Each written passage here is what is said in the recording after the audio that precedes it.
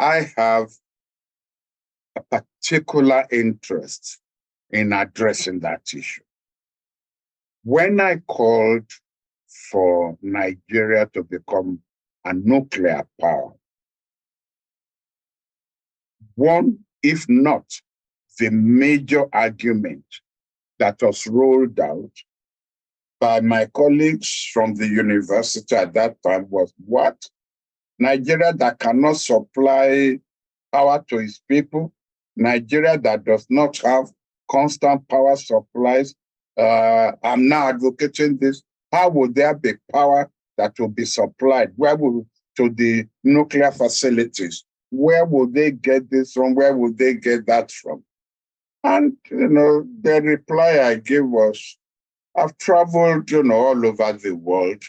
Part of my responsibilities as the Director General of NI and as Foreign Minister, and I have seen the kind of level of poverty I've seen in some of the countries that we accept as a medium power. I haven't seen it in Nigeria, and I'm so glad that this has now happened.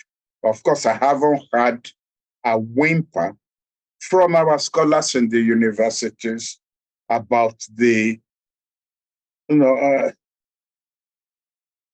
about what you have drawn attention to, that this kind of things could happen in a country that we accepted their status as medium powers and as nuclear powers. So I just sat there watching television and said, well, again, I'm justified, because when you have development in a particular area, you could actually isolate that area from the general positions of things in your country. Its power supply will become isolated and dedicated. Its water supply will become isolated and dedicated. The people who work there are not going to be paid like other like the civil servants or the public servants in other areas. Their condition of service will be isolated and dedicated. That's what a serious government does. But in Nigeria, in this country, people don't think. People who should think of that will not think of that, and instead will not be saying in Nigeria where the conditions of service is this, or where people haven't been paid for 6 months, where this, where that, and so on. And now he wants it to be considered a medium power country. Akinyemi never thinks. Whereas they are the ones exhibiting ignorance and illiteracy at the level of which you don't expect of university lecturers and university professors. But that is that's what you get. If you actually study the outlay of Pakistan, there are vast areas of Pakistan that are totally outside the control of the central government. They are run by militias. And yet,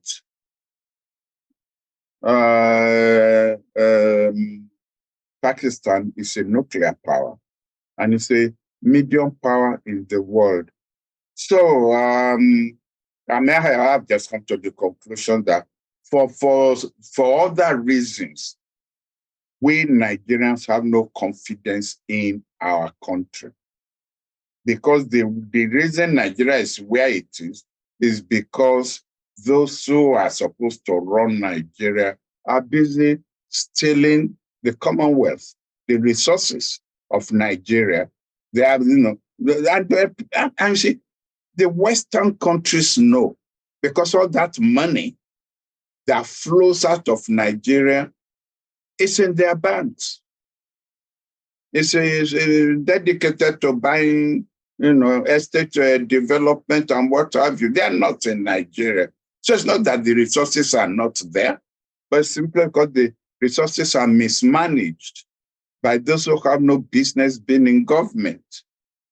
And because Nigeria does not punish malfeasance in governance.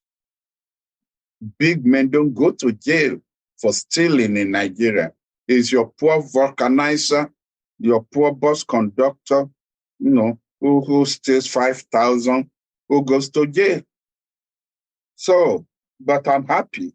I mean, when I say I'm happy, I'm not expressing happiness at the unfortunate event in Pakistan.